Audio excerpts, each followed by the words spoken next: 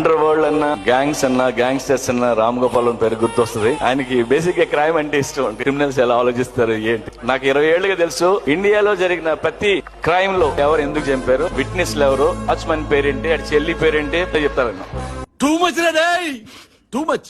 కూర్చున్న మేము అందరం సత్య నుంచి సత్య టూ మధ్య పెరిగిన వాళ్ళం. అప్పుడు సగులవుతూ ఇప్పుడు మైక్ మాట్లాడుతూ ఇలా ఉన్నాం.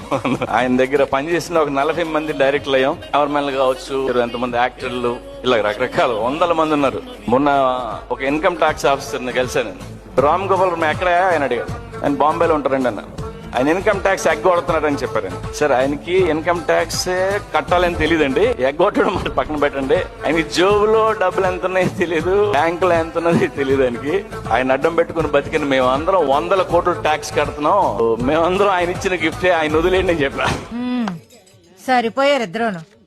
సాగుతుంది మీకు అలాగా. సబ్స్క్రైబ్ ఫర్ మోర్ మూవీ ముచ్చట్లు. అండర్ వరల్డ్ అన్న, గ్యాంగ్స్ అన్న, గ్యాంగ్స్టర్స్ అన్న రామ్ గోపాల్ పేరు గుర్తొస్తుంది. ఆయనకి బేసిక్ గా క్రైమ్ అంటే ఇష్టం. క్రిమినల్స్ ఎలా ఆలోచిస్తారు ఏంటి. నాకు 20 ఏళ్లుగా తెలుసు ఇండియాలో జరిగిన ప్రతి క్రైమ్ లో ఎవరు ఎందుకు చంపారు, విట్నెస్లు ఎవరు, వాచ్మన్ పేరేంటి, అటు చెల్లి పేరేంటి చెప్తారన్న.